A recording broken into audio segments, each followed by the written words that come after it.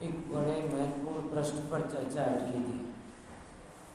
वो प्रश्न ये था कि आपने ये सब कह दिया कि व्यवहार से जैसे राजादी हैं, राजादी को गुण दोष का उत्पादक कहा जाता है। तो खरेखर देखा जाए तो हर एक व्यक्ति अपना अपना करे। बराबर। अब मोरबी में पुल टूटा तो आप भूपेंद्र पटेल को पकड़ो, नरेंद्र मोदी को पकड़ो, ये सब बात की बातें हैं। एग्जैक्टली तो जो उसमें जुड़ा है वो करता है। एक ये भी कारण तो है ही ना कि कैपेसिटी समझे बिना पागलों के जैसे पहुंच जाना, 3 गुना 10 गुना पहुंच जाना, वो तो गड़बड़ तो होती। तो ये किसका अविवेक? हर एक को अपने अपने हिस्से का विवेक समझना पड़ेगा ना।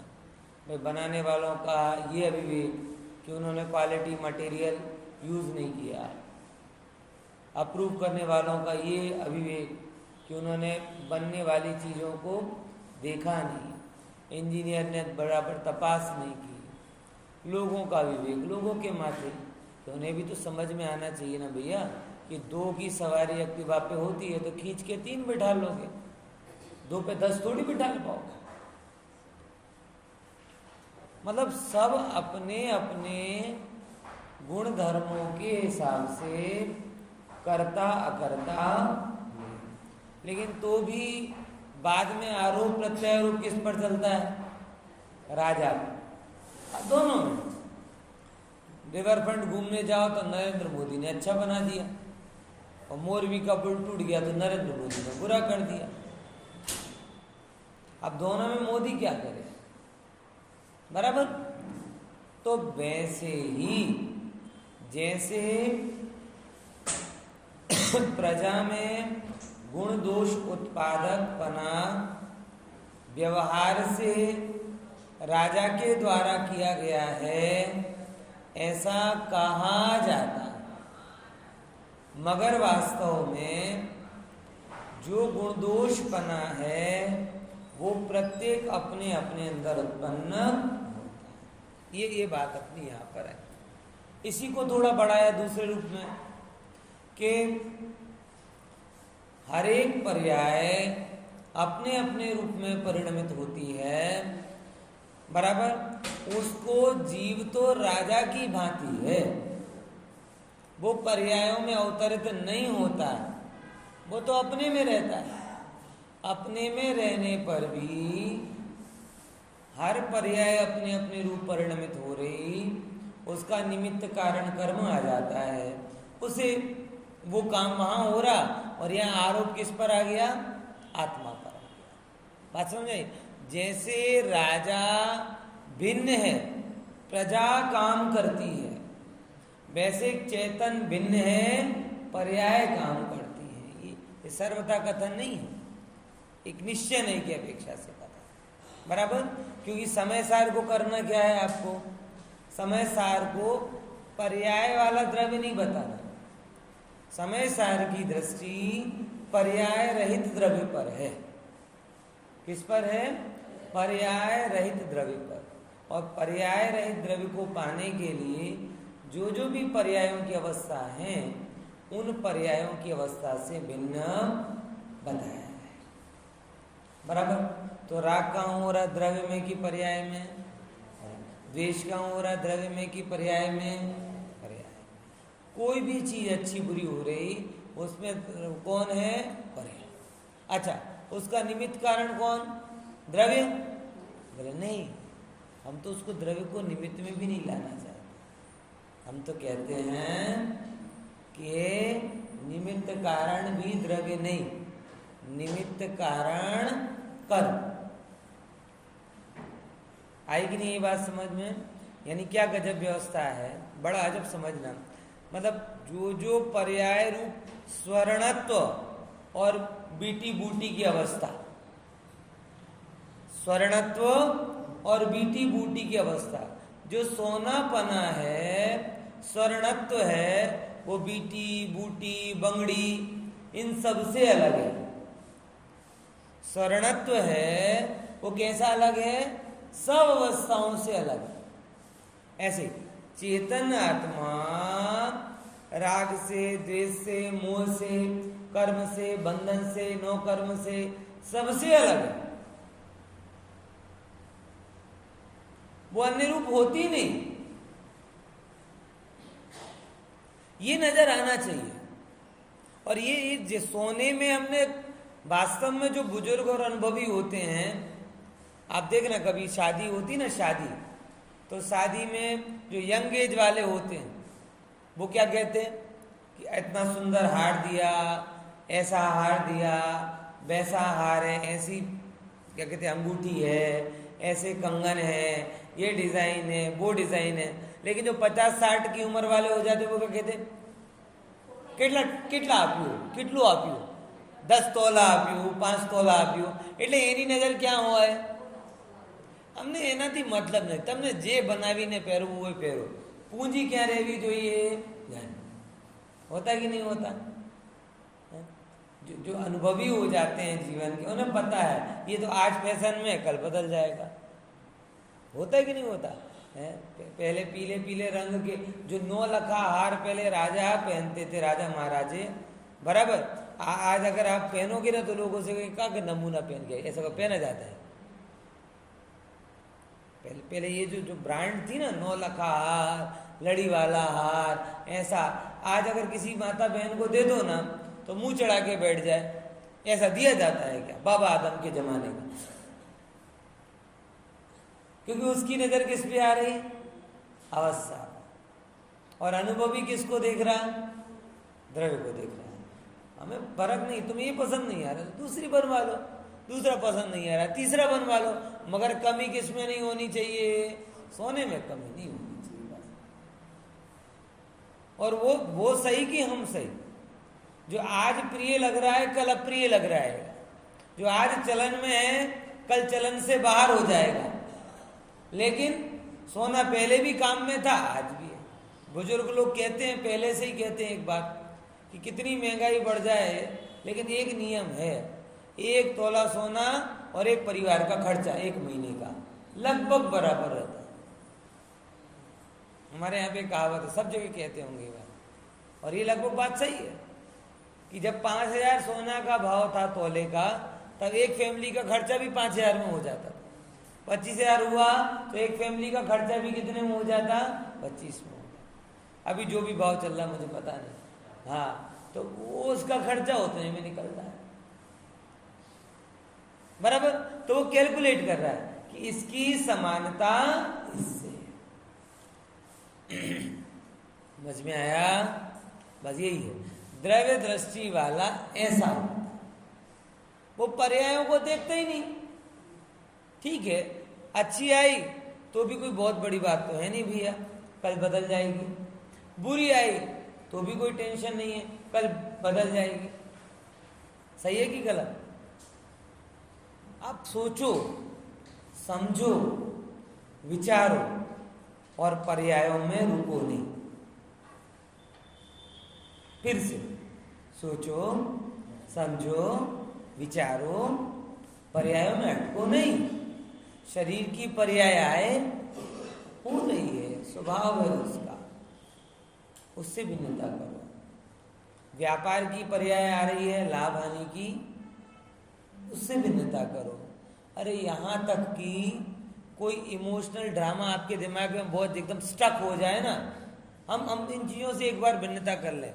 मैंने मुमुक्षुओं को इस बारे में बहुत देखा है कि एक बार दुकान धंधे पानी से भिन्नता कर लेंगे, शरीर की थोड़ी बहुत प्रॉब्लम आएगी उससे भी भिन्नता कर लेंगे, लेकिन मानसिक जो आता है ना उसमें चिपक जाते एकदम, उससे नहीं भिन्नता महसूस कर पाते।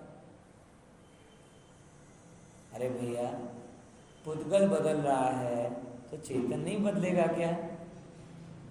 वहां तो गाड़ी ऐसी पिन ऐसा चिपकता है ना, ऐसा बोला तो बोला क्यों, एक विचार हाहाकार मचा देता है। क्या बोला? मेरी बात को गहराई से समझ लेना। हमारे आपके अंदर का एक विचार हाहाकार मचा देता है। अब वो ही दिमाग विचार बार बार घूमता जाएगा, घूमता जाएगा, घूमता जाएगा। दिवाली में पटाखे की लड़ तो एक बार चलती है ना, 1000 फूट के खत्म 5 मिनट में। और मन में विचारों की लड़ ऐसी चलती है कि लाखों बार फूटती तो भी खत्म नहीं होती। होता है कि नहीं होता है ऐसा?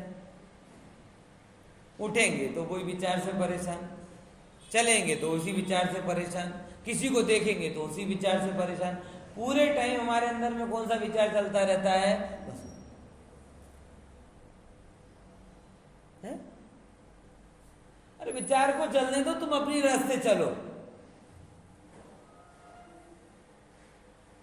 ये मतलब अगर आप भेद ज्ञान में निपुण नहीं हैं, अगर आप वेद ज्ञान में निपुण नहीं हैं और आप जगत में कितनी समृद्धि को पालें, कितने भी वैभव को पालें, बड़े पद को पालें, लेकिन अगर आप पर्यायों से भिन्न अपने आप को नहीं देख पाते तो एक विचार आपके स्वर्गिक सुख को सत्यानाश कर दे।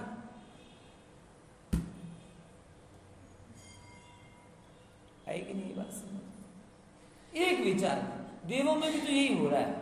खाने पीने की चिंता होगी ना उनको बेचारों को, कल कमाने जाना होगा, है?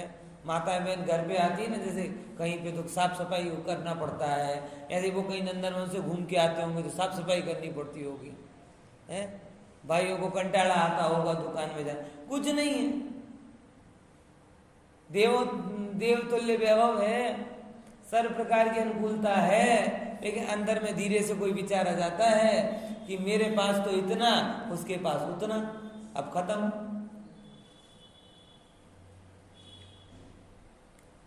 समझ में आया क्या हो गया? उसने मेरे को तो, इंद्र ने मुझे तो एक बार वेलकम किया, उसको 2 बार वेलकम किया। उसने मेरे मैसेज के 10 बार रिप्लाई किए, इसने 1 बार रिप्लाई नहीं किया।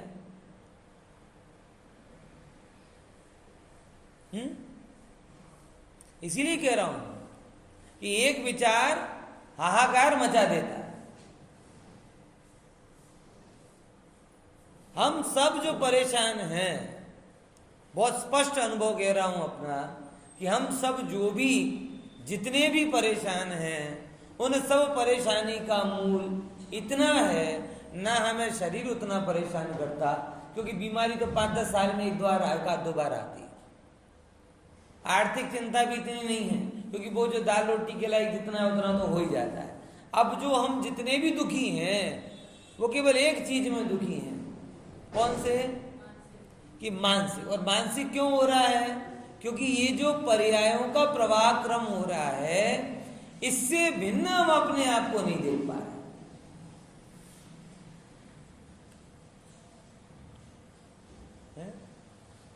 कहीं राग हुआ, कहीं द्वेष हुआ, कहीं जलन हुई, कहीं ईर्ष्या हुई, कहीं कोई ग्रंथि बनी, कहीं कोई लाभ हुआ, कहीं कोई हानि हुई, कुछ भी हुआ, हम चिपक गए। हम क्या हुए? चिपक गए उससे। माखी गुड़ में गड़ी रहे, पंख रहे लिपटाए, हाथ पंख मले और सर घुने। अब वो तो लालच कहलाता है। यहाँ मिथ्या बुली बलाए, कबीरदास का दोहा है, मैं थोड़ा सा चेंज कर रहा हूं। उन्होंने लालच के लिए, लोभ के लिए बात बोली है। सुना है कि नहीं सुना? सुना है? फिर से चलो मैं बोलता हूँ अच्छे से। मैंने वो कब पढ़ा? 4th क्लास में पढ़ा था, 4th क्लास का याद आया मुझे। नहीं सुना आप लोगों ने? बड़ा प्रसिद्ध है। चलो, माखी गुड़ में गड़ी रहे, माखी गुड़ में गड़ी रहे। आपने अभी तो वो एक्चुअल में ये आपने क्यों नहीं देखा? क्योंकि आपने ग्रामीण जीवन नहीं देखा। ग्रामीण में अभी तो आप 1 किलो का वो सुमती बाई के यहाँ से वो वाला गुड़ लाते हो पैक, है ना? पहले वैसा नहीं चलता था। पहले क्या था, 15 किलो का वो हमारे यहाँ परिया पारा क्या बोलते हैं उसको, रवो, 15 किलो वाला है ना इतना। अब उसमें रहता था वो कंते में लपटा हुआ रहता था, खुले में बिकता था आराम से, बराबर। उसमें क्या, मक्खी पूरी की पूरी चारों तरफ घूमती रहती थी। अपन तो हाइजेनिक वाले हो गए ना, इसीलिए कबीर की दृष्टि कहाँ समझ में आएगी। तो मक्खी चारों तरफ घूम रही है। अब क्या है कि जो गुड़ है ना, गुड़ वो अच्छा लगता है, तो माखी वो लेकिन गर्मी में पिघलता भी है। अब वो ज़्यादा से ज़्यादा गुड़ खाने के चक्कर में क्या हो जाती है, उस पे जाती है। अब वो कहते हैं माखी गुड़ में गड़ी रहे, पंख रहे लिपटे। अब देखो दूर दूर से अगर खड़े खड़े खा लेती ना तो फंसती नहीं, लेकिन उन्होंने कहा खा रहे हैं तो थोड़ा और आराम से कहता है उबा उबा शू वातो करिए, थोड़ी वैसी ने वातो करिए। एना पण आवे क्यों मुनि दशा का पालन करूं 28 मूल गुड़ में से। एक काम करते हैं, आराम से बैठ के गुड़ खाते हैं, और जैसे ही बैठती है वैसे ही पंख गुड़ में चिपक जाते हैं। तो माखी गुड़ में गड़ी रहे, पंख रहे लिपटाए, हाथ मले और सर बने, फिर ऐसे ऐसे करती है उसकी जुता, और सर यूं यूं करती है। लेकिन होता क्या है, लालच बुरी बला। मुझे अभी लालच पे नहीं जाना, वो आप समझ लेना। मैं तो उसका अंतिम लाइन चेंज की है, मिथ्या बुरी बला।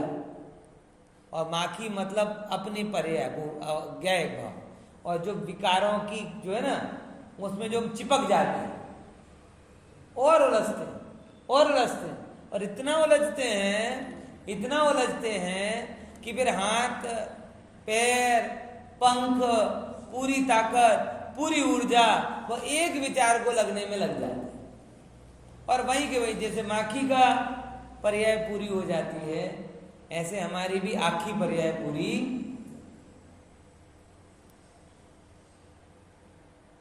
बराबर।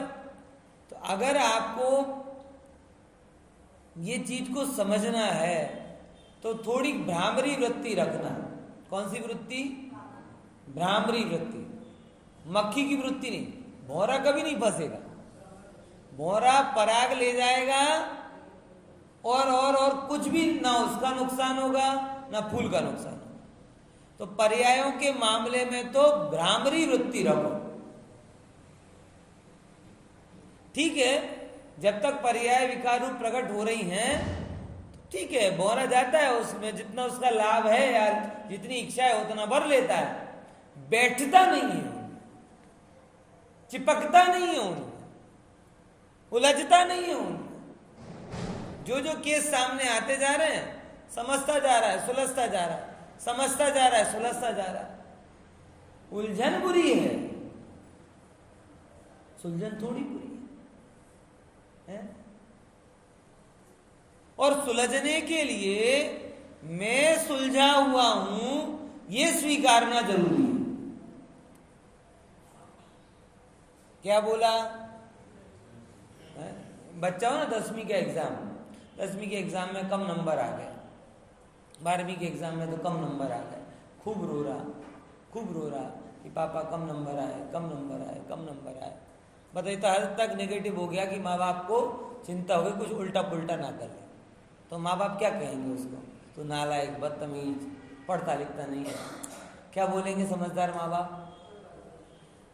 अरे भूखने अपनी पास शू ओछू छे, ધીરુભાઈ ક્યાં પડ્યા હતા? તારું એવું નહીં, જીવનપતિ કે એવું નથી, આપણે ત્યાં છે આરામથી બેસ। જેટલા MBA વાળાને તો આપણે નોકરી ઉપર રાખીએ છીએ, એની શું કામ चिंता करवानी? यानी वो किसको बताएगा? उसकी उलझन दूर करने के लिए उसे और उलझाएगा, टॉर्चर करेगा, कि अपनी संपत्ति दिखाकर उसकी उलझन को दूर करेगा।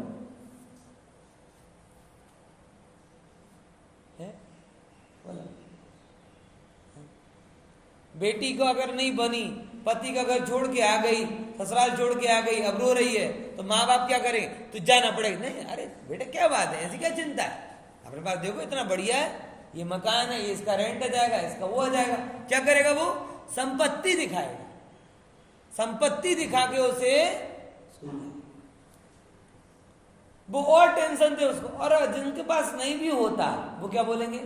अरे कोई बात नहीं बेटा, दाल रोटी के लिए तो अपने पास आराम से हो ही जाएगा ना, चिंता क्या बात। शरीर स्वस्थ, हम हो, तुम ही मेरी संपत्ति हो, परिवार तुम्हारी संपत्ति है। ऐसे करके जिनके पास बाहर का वैभव है वो बाहर का वैभव बताते, और जिनके पास बाहर का वैभव नहीं है वो शरीर का वैभव बताते, परिवार का वैभव बताते। धर्म का वैभव बताते बताते किसके द्वारा समाधान होता है? वैभव से समाधान होता है कि नहीं होता? ऐसे ही करना चाहिए ना। जिन्हें सुखी होना है वो तो ऐसे ही करते हैं, और जिन्हें दुखी होना हो, तुझे बोला था तू ऐसा कर, तुझे वैसा कर, वो किसकी तरफ जाएंगे? दीनता की तरफ जाएंगे, विपन्नता। बस यही है, हम पर्याय में ऑलरेडी उलझे हुए हैं, बराबर। अब किसी के पास जाते हैं तो अज्ञानी गुरु किसकी तरफ बात ज्यादा करते? एक पर्याय की कमी को दूर करोगे तो दूसरी पर्याय की बताएंगे, चलो भाई उसको दूर करो। दूसरी पर्याय की कमी दूर करने जाओगे तो तीसरी बताएंगे। पूरी जिंदगी कमी कमी बताते रहते, प्रभुता तो बताते ही नहीं।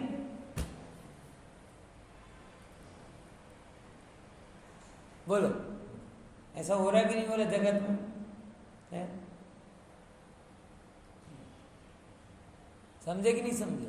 तुमने ये तो कर लिया मगर ये बाकी है, तुमने ये तो कर लिया मगर वो बाकी है, तुमने ये तो छोड़ दिया मगर वो छोड़ना बाकी है, ये तो पढ़ लिया मगर वो पढ़ना बाकी है, ये तो दर्शन कर लिया मगर ये दर्शन करना बाकी है।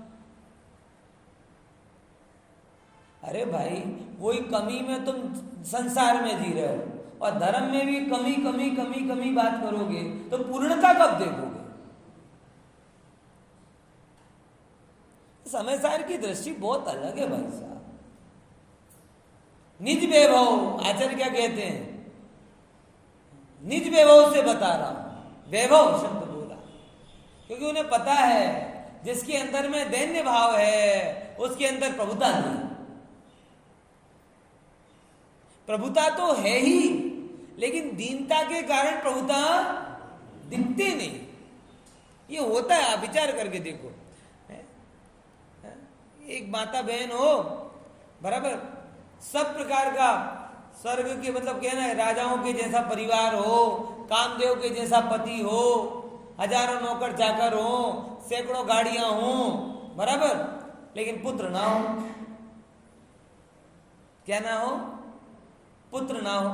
अब वो कहता है, गुरुदेव के व्याख्यान में आया था दृष्टांति वाला। अब वो जाए ना, कार में जाए तो एक भिखारिन अपने बेटे को लेके भीख मांगे, क्या मेरे से अच्छी तो ये है। विचार उसके अंदर में चल रहा, क्या मेरे से अच्छी तो ये है। क्यों? क्योंकि मेरे पास पुत्र नहीं।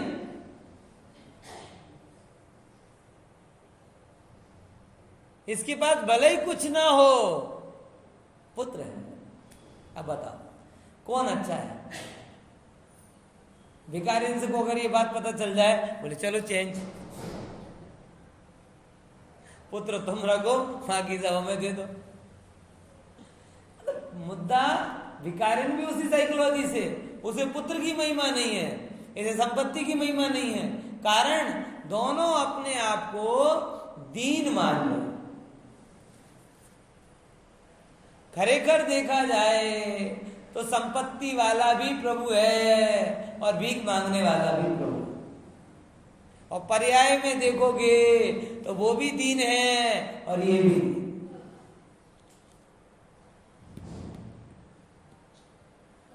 समय सार कहां ले जाना चाहता है वो समझो। आप चरणानुयोग से कभी धर्म पढ़ोगे ना तो आपके पास में 1,00,000 स्टेप नजर आएंगे आपके सामने। ये छोड़ दिया, अभी ये बाकी है, ये छोड़ दिया, मतलब गलत है वो नहीं कह रहा, लेकिन उसकी अलग शैली है। समय सार की शैली अलग है। असंख्यात प्रकार के कसाय स्थान होते हैं। चरणानुयोग कहता है असंख्यात प्रकार का राग होता है उसे छोड़ो, असंख्यात प्रकार की वस्तु होती है उसे छोड़ो। और दयानुयोग क्या कहता है? ओह, ये असंख्यात भाव मेरे नहीं, इस मान्यता को छोड़ो। मेरे हैं, ये मान्यता को छोड़ो, और मैं इनसे भिन्न हूं।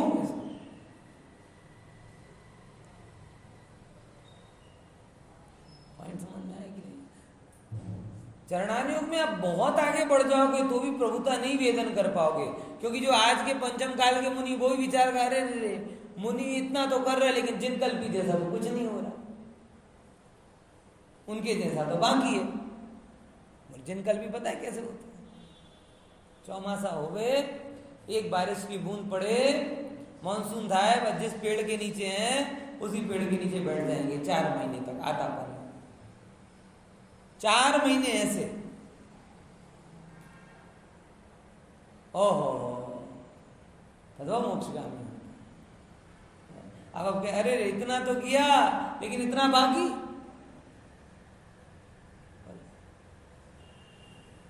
मतलब चरणान योग में ऐसा आएगा, एक के बाद एक के बाद एक, 1000 आपके पास से द्रव्य में कि ओहो प्रभु ये मैं नहीं ये मैं हूं, ऐसे करके दृष्टि पर्यायों से पार ले आता और अपनी प्रभुता को देखता है। और जब अपनी प्रभुता को देखता है तो जम जाता है, रम जाता है, फिर बाहर जाने का मन ही नहीं होता। इसीलिए जो मोक्ष मार्ग को मात्र चरणान योग से समझते हैं वो प्रभुता का वेदन नहीं कर पाते,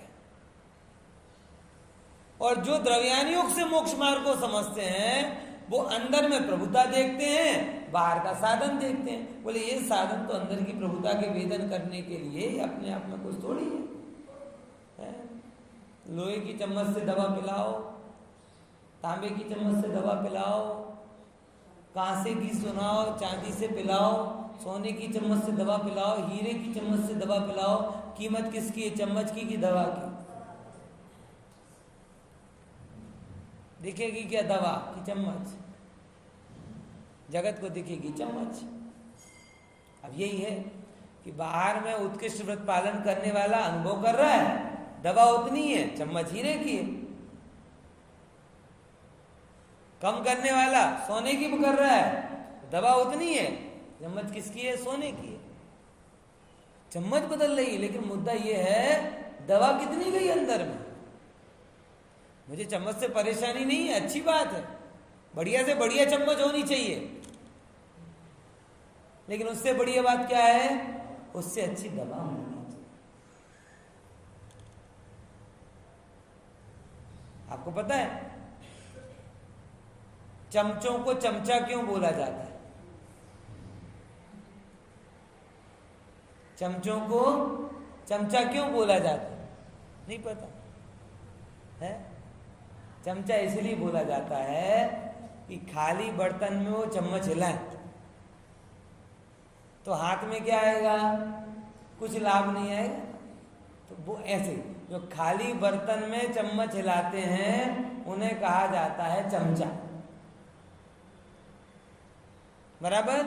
बढ़िया से बढ़िया भोजन की थाली हो लेकिन भोजन ना हो तो क्या की?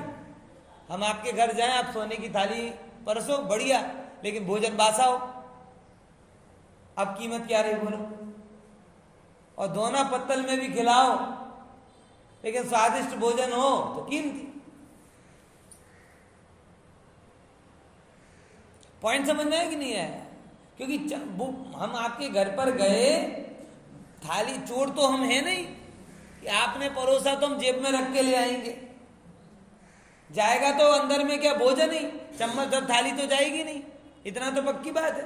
ऐसे ही बाहरी क्रिया आत्मा के अंदर तो आएगी नहीं। हाँ, लेकिन अगर अतिथि बढ़िया है तो हम बिल्कुल सोने की चम्मच में खिलाएंगे, लेकिन ध्यान रखना सोने की थाली, सोने की चम्मच, सोने का गिलास सब हो लेकिन भोजन गंदा हो, भोजन रोगवर्धक हो, भोजन बासा हो तो सत्कार नहीं तिरस्कार है।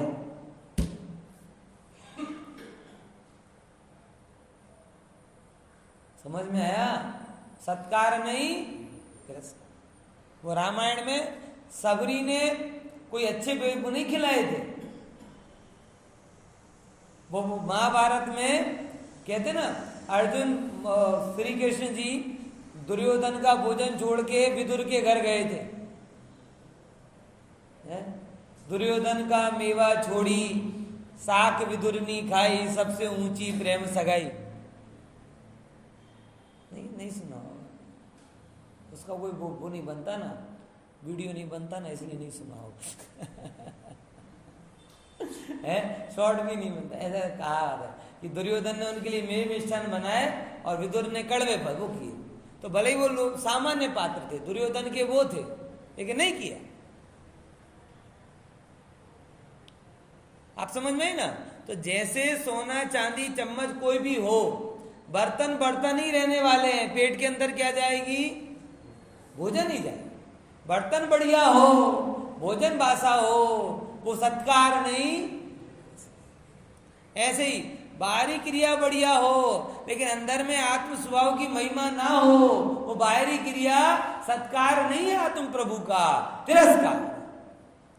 हाँ, ये सबसे उत्तम परिस्थिति है कि जितना बढ़िया भोजन उतना बढ़िया पात्र। जैसे आपके घर में राजा है तो आप वैभव श्रेष्ठ में श्रेष्ठ बताओगे, लेकिन भोजन उससे श्रेष्ठ बनाओ,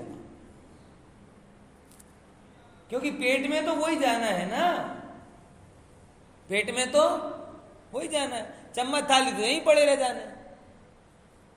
हाँ, ऐसे ही प्रभु जिसकी दृष्टि में निज वैभव नहीं आया,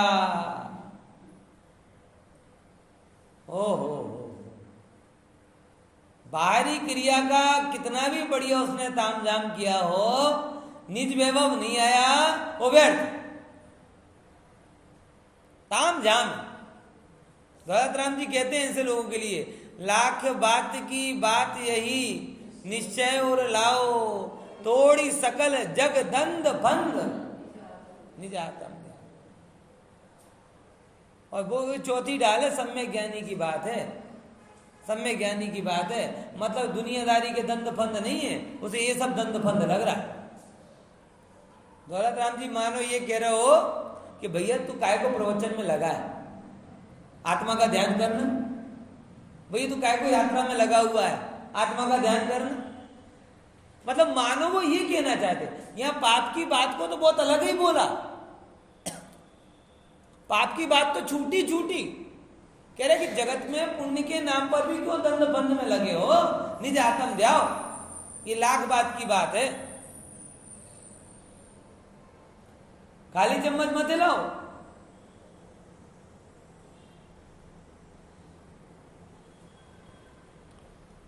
आएगी नहीं बस। निज वैभव जिसकी दृष्टि में आया नहीं, पर्याय की पामरता कभी मिटेगी नहीं।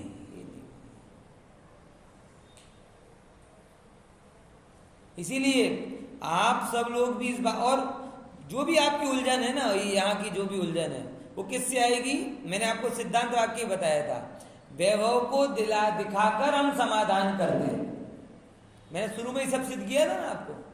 बेटी घर आ गई, वैभव बताया, बेटा फेल हो गया, वैभव बताया। जिसके पास जो था, जरूर नहीं पैसे का ही वैभव है, शरीर का भी वैभव होता है। बेटा जान है तो जहान है, करोड़ों भी कमा ले, बीमार हो गया किस काम का, ऐसे ही बोलेंगे ना।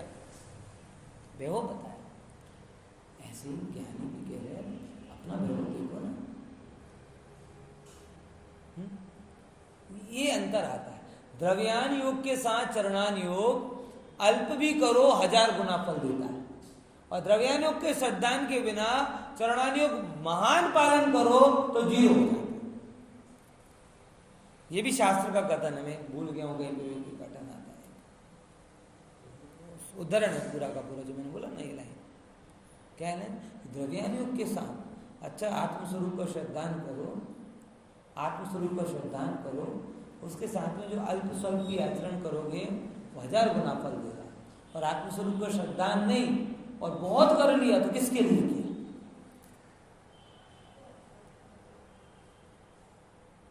बराबर है? आया को उदाहरण याद आया किसी को? ऐसा है कहीं? बहुत बढ़िया।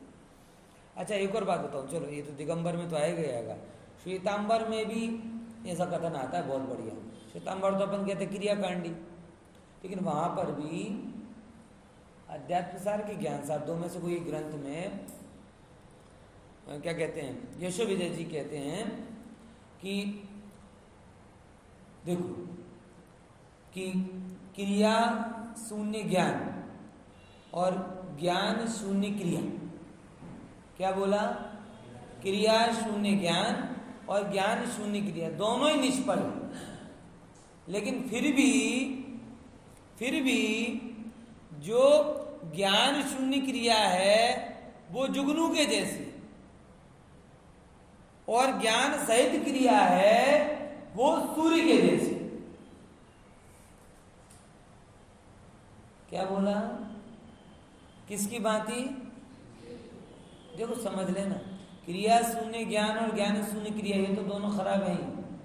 फिर भी उन्होंने क्या अंतर किया कि जो क्रिया ज्ञान शून्य है, उत्कृष्ट है, तो भी किसका, उसका प्रताप कितना? जुगनू। जुगनू समझते ना, એને શું કહેવાય ગુજરાતીમાં? આગિયો, આગિયો, हाँ આગિયો, આગિયો, जुगनू, बराबर, वो जुगनू के जैसा। और जो ज्ञान सहित क्रिया है उसका प्रताप कितना? जुगनू के प्रकाश के लिए तो पूरी जगह अंधेरा हो तब जरा सा दिखता है, और सूर्य का प्रकाश कैसा कि अगर सूर्योदय हो गया तो अंधकार की हैसियत नहीं कि वो रह जाए। समझ में आया कि नहीं आया? इसलिए ये जो ज्ञान वैभव है, वो ज्ञान वैभव पर दृष्टि करो। समय सार उसके बिना नहीं समझ पाओगे। पूरा समय सार पढ़ लिया, ओहो, अरे ये समय सार क्या कहें, पूरा द्वादशांग पढ़ लिया, आत्म स्वभाव की महिमा नहीं आई, प्रभु कुछ नहीं किया, कुछ नहीं किया। यहां पे आएगा संवर अधिकार में कहते हैं क्लिश्यंताम क्लिश्यंताम क्लिश्यंताम, ये किया वो किया सब करके कहते क्लिश्यंताम का कलश आता है, बराबर, सब कुछ किया लेकिन तूने क्लेश उठाया, लाभ नहीं लिया। आप देखना उसको, बहुत बढ़िया है, बहुत बढ़िया। चलो बताऊंगा उसका ना। हाँ, इसलिए ये सब चीजों को थोड़ा तो समय सर ऐसे ही कर रहा है आपको। पर्यायों में सुलझने का एकमात्र तरीका ये है कि आप अपना निज वैभव देख लो, और निज वैभव देख लोगे तो फायदा क्या होगा पता? क्या देख लो, क्या फायदा है? अरे मेरा तो कुछ गया नहीं, मेरे में कुछ आया नहीं, टेंशन किस बात की? ये उलझन क्यों हुई? मैंने शुरुआत से आप बातों को पकड़ो, जो जहां से अपनी बात चालू हुई। हम लोग किससे वेद ज्ञान कर लेते हैं? कई बार संयोगों से कर लेते हैं, शरीर से भी थोड़ा बहुत कर लेते हैं, लेकिन मन में जो उलझा ना, वो भी पर्याय है, वो भी आई है और वो भी जाएगी। बैठे बैठे 20 साल बाद क्या होगा, ये विचार आपके अगले 20 साल को बिगाड़ देगा। होता कि नहीं होता है?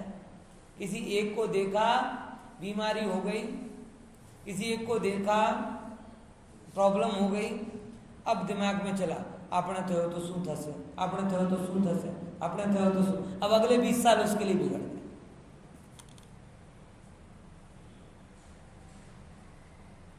भाई वो आया विचार, भ्रामरी वृत्ति आया, रुका, जवाब देखो, जानो, जाने दो, गया। जो भी विचार आया गया। समुद्र में बढ़ती उठी उठी, ओट आई आई, समुद्र कैसा है? पृथ्वी पर गर्मी गई, सर्दी आई, सर्दी जाएगी, गर्मी आएगी, ये दिन जाएगा, रात आएगी, रात जाएगा, दिन आएगा, सब चीजें होती रहती हैं। चिपकते क्यों? देखो प्रभु हर अवस्था में मैं वैसे का वैसा ही हूं।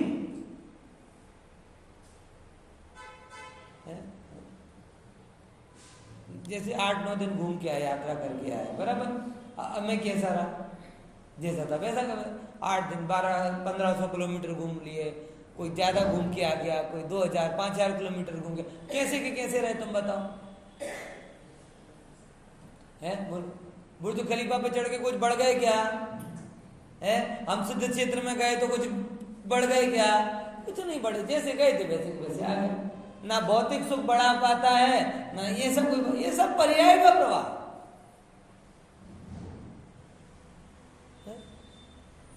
प्रभु अपनी प्रभुता को देख, वो वैसी की वैसी ही है, अभी भी और कभी भी।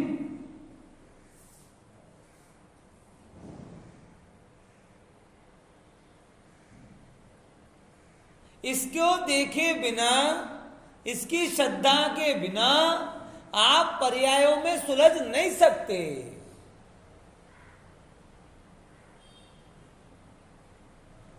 ये नियम, सुलझन दिखेगी तो उलझन हटेगी। पर्याय तो हमें गुचवायली होए, एक पर्याय थी बीजी पर्याय नहीं गूंचवण केवी रीते मिटाड़शुं?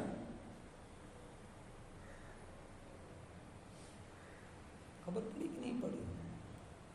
पर्याय कैसी होती है? उलझी हुई होती है। जीवन में सीधा क्या चलता है?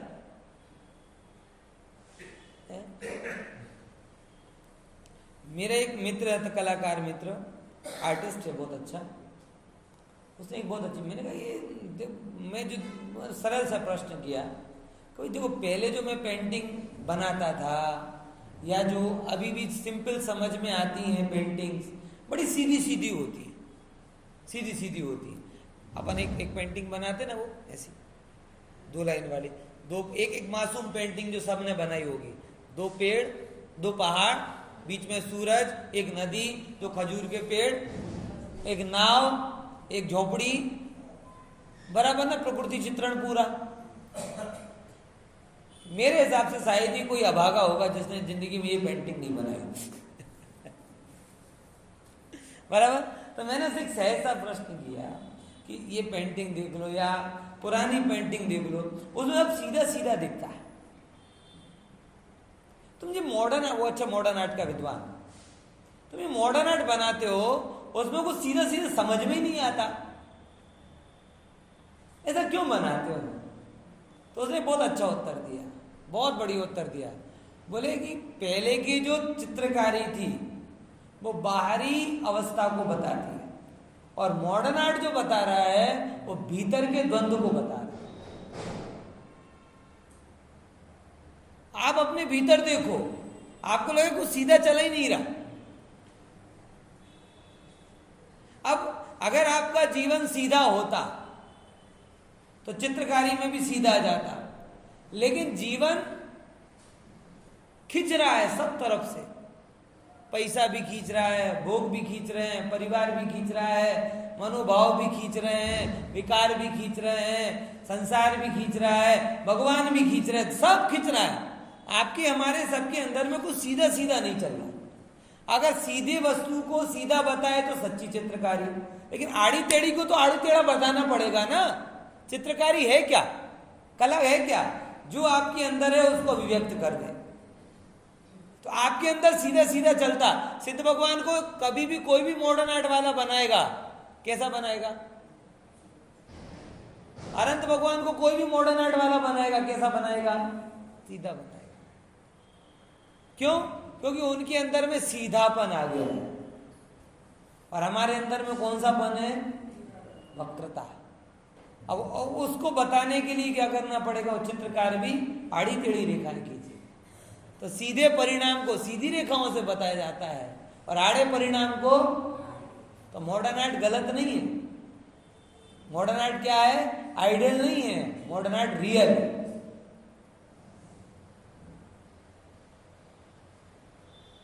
समझ में आया? आप कभी भी जाओ इन प्रदर्शनियों, मुझे बड़ा संतोष हुआ उसके उत्तर से। अब कभी जाओ तो आड़ी टेढ़ी रेखा खींचती, आड़ी टेढ़ी, अपन ऐसे तिरस्कार करना हो तो अपन एक झट में कर देते हैं। बहुत अच्छा कोई संगीत विशारद हो, बिरजू महाराज के जैसा नाचने वाला हो, अथवा कोई बढ़िया का आसा आ करते, अपन ने तो खत्म कर दिया। सब कला को एक शब्द में खत्म कर, ऐसे लोग धर्म को एक शब्द में खत्म करते। क्या आत्मा आत्मा करते, आत्मा करके आत्मा का खात्मा कर दिया। जैसे श्रेष्ठ में श्रेष्ठ कला को जड़ जीव पहचान नहीं पाते, अपन लोग खुद गए। कोई बहुत बढ़िया शास्त्रीय संगीत हो, कितनी देर तक झेल पाते? बंद करना भाई, बंद करना भाई। ऐसे ही जो जड़ जीव होते हैं, जगत का श्रेष्ठ आत्म वैभव उससे वंचित रह जाते। उन्हें तुच्छ बात करो महान लगती है, और आत्मा का वैभव बताओ, इसमें क्या है? अब उसमें कोई जो भी हैं, भीमसेन जी हैं या बिरजू महाराज हैं, जो उनका तो कमी होती नहीं, तुम लाभ से वंचित हो जाओगे। ऐसे जिसे आत्मा का वैभव नहीं आता, ये जड़ का वैभव नजर आता है, आत्मा तो हीन होगी नहीं, तुम दीन रहोगे।